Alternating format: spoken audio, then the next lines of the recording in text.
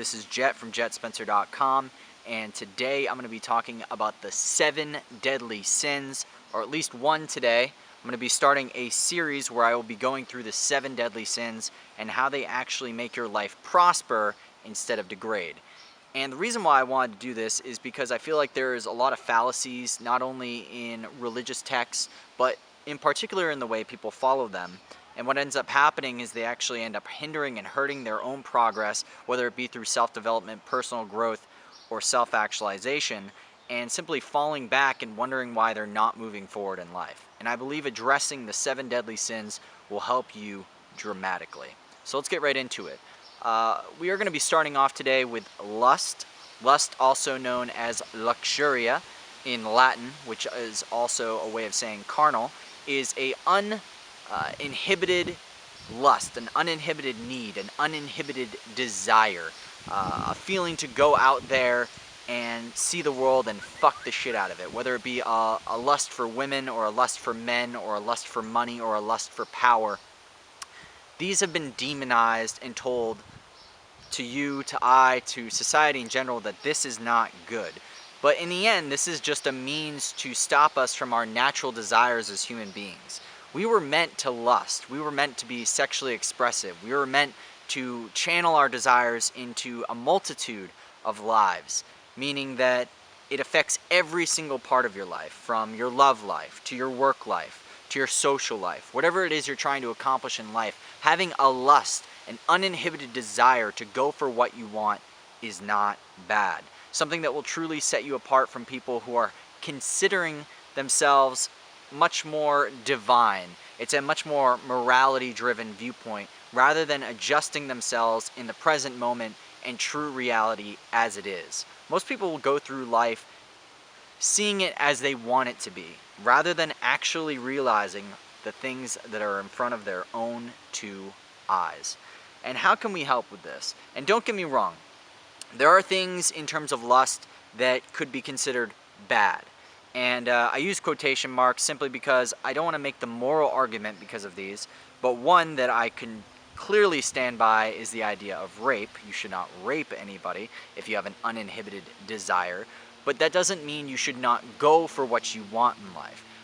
As long as you are not impinging on someone else's liberty, on someone else's own personal freedom, then go for it. The worst thing that could possibly happen, particularly if it's a love interest, is they just say no.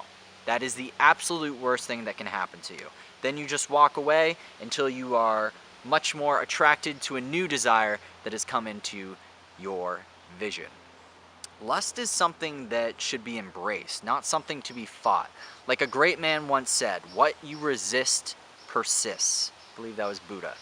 And the thing is that when you are creating all this turmoil inside your body, when you're creating all this resistance against the very human and natural desires that are inside of you, your primal instincts, if you will, when you are constantly convoluting all of these emotions and layering morality on top of your natural state of being, you are going to create a much more toxic behavior, you're going to create a much more toxic ecosystem, and you're going to just be a much more toxic person in general.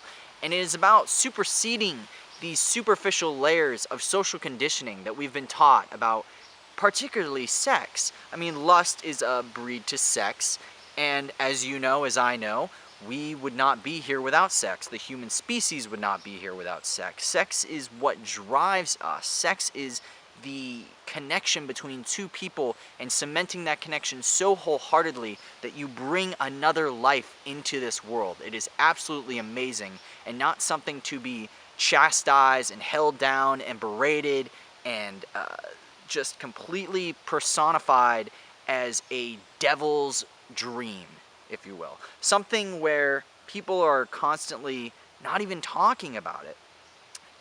In the present moment, we are constantly bombarded with sexual images, while the exact same time society is saying that sex is bad. Sex is not something to be talked about. Sex, you can't even talk about sex with your own family for repercussions for this shaming.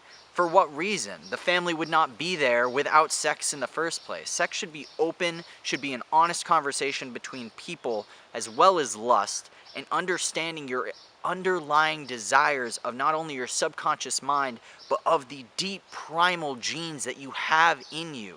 There is a reason why we feel this way. And considering that you're constantly fighting that own feeling inside you, you are creating resistance. And the thing is that this thing that you are attempting to stop is an unstoppable force. There is nothing in your conscious mind that will constantly tell you to endow and destroy your subconscious way of being. You can simply ride through life on this beautiful train ride of your natural instincts, or you can constantly fight it and crash over and over and over again. So embrace your lust, embrace your boners, embrace your wet pussies, embrace your sexuality, your expressiveness, everything inside you that just digs and fights and has that strength inside of you to go out and get what you want, to lust, to feel, to be alive, to be human. If you enjoyed this video, this is Jecht from JechtSpencer.com. Good fortune to you, my friend. How they can actually help your life be Hey, this is Jecht from JechtSpencer.com, and today I'm going to be talking about the 7 deadly... Hey,